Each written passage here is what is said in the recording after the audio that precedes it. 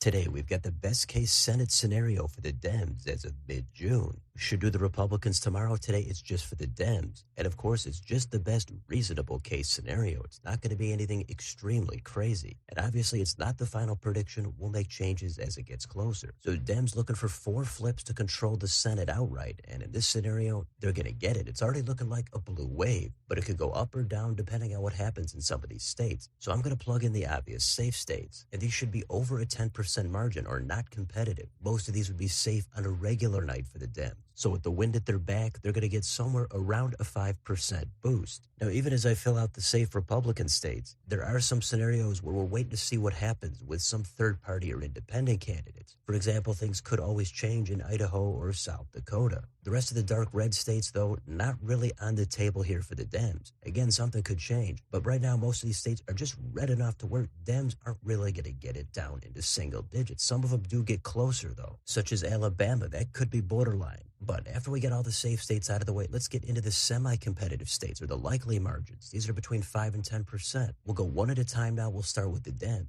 First, we've got Michigan. This is an open seat. Dems are going to be favored here in this environment, even if it is Abdul El-Sayed. I don't think a 5% margin is unreasonable here. I don't think it would quite get to 10, but it's going to go likely. Then in the Northeast, it's Maine. Here, Graham Plantner would take down Susan Collins by also at least a 5% margin. For now, I think 10% might be a little bit unreasonable, but we'll see what happens. So that's flip number 1 for the Dems. Flip number 2 is in North Carolina. Here, Roy Cooper would defeat Michael Whatley by at least 5, but less than 10. And Georgia would also be a hold for John Ossoff. Still got that Republican runoff, but I'm going to assume it's Mike Collins. Either way, I think Ossoff would easily get this way over 5%, close to 10, but not quite. Now, the likely states for the Republicans. First, it's Kansas. If Sharice Davids got in for the Dems, that might make it more competitive. But right now, I think Roger Marshall would still hold on here, but in this environment, it is going to dip down into single digits. It's not going to get super competitive, but it's going to be likely. Then in Mississippi, Cindy Hyde-Smith, not known for her landslide wins. She would win re-election, but again, it would dip down under 10. Then we've got South Carolina. Here, Lindsey Graham wins another term, but this one I think would actually get closer to mid-single digits instead of high. Just like in 2020, there was talk about Graham being weak, and maybe the state could flip. For now, I don't think that's in the conversation just yet. Now, the most competitive states, lean are under 5%, tilt are 1% or less. We'll go through them one at a time. We'll start in the West. First, we've got Alaska. As I've said in the past, this is maybe the most complicated state. They've got the top 4 primary. They've got ranked choice voting. It's an open seat. Dems have their star candidate in Mary Peltola. However, she did just take a loss in the U.S. House in 24, so she's not unbeatable. But with a blue environment, Dems are hoping she could flip it. Dems did win a Senate seat here in 2008, also a blue-leaning year. And presidentially, this state, of course, is red. But the politics are quirky. Sullivan, not very popular. In this environment, I think the state could flip. Not going to be by a ton, but it's going to be at least by 1 to 2%. That is going to be a lean and a flip and a pickup for the Dems. Then we've got Montana. Here it's an open seat. If Tester lost by a likely margin as a durable incumbent, even in this environment, I think it's going to be tough here for the Dems, but they are going to make it competitive in this scenario.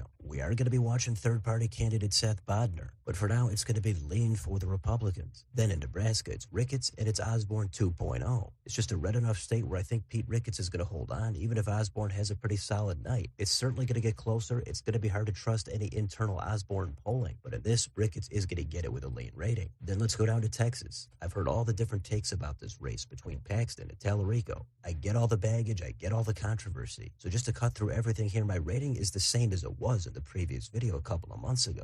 I think Tallarico would narrowly be able to flip this seat if he has a really nice night and Paxton crumbles. So it's going to go lean for the Dems. Then in Iowa, it's going to be similar. I think Ashley Hinson obviously has almost no baggage compared to Ken Paxton. Now we know it's Josh Turek for the Dems. He's not a weak candidate, but the state is red enough to where I've had this as a tilt for the Republicans in previous videos, even in this best Dems scenario. In this, I'm going to nudge it about 1 point toward the left, and that is going to cause it to flip. So if Dems have a really nice night, they are going to pick this seat up. It's going to go tilt for the Dems. In Ohio, I've previously had this as a tilt for Sherrod Brown, the Dem, over John Husted, the appointed incumbent in this special election. And this, it's going to be another point to the left. Brown is going to get it with a lean rating, probably only 1 to 2%. The last state is Florida, also a special election. Ashley Moody looks well positioned to win a full term here for the Republicans. She might be facing Alex Vindman, and either way, I think she would be heavily favored. State has gotten so red, she is going to still get it with a lean rating. And this final scenario here for the Dems comes out to 53 blue seats and 47 red seats. A good handful of these totally debatable, totally borderline. But with all the factors going against the Republicans, right now, I'm going to say this is a reasonable reasonable scenario on a blue wave night for the Dems. Tilt ratings could always go either way. Even lean aren't that solid at all. But I do think Dems would get their 4 flips if they have a nice night. Of course, some of these are controversial and depend on how you want to look at it. But this is what I've got for the best case Dem scenario right now for the Senate. We'll see what the Republicans have tomorrow. Let me know in the comments, what do you think about this scenario? Do you think Dems would at least get the 4 flips if they have a really nice night? What about Alaska, Texas, Iowa? How about Nebraska? Let me know what you think down below on your way out. Don't forget to like, share, and subscribe. Join if you'd like to support the channel. Thanks for watching. I'll see you next time.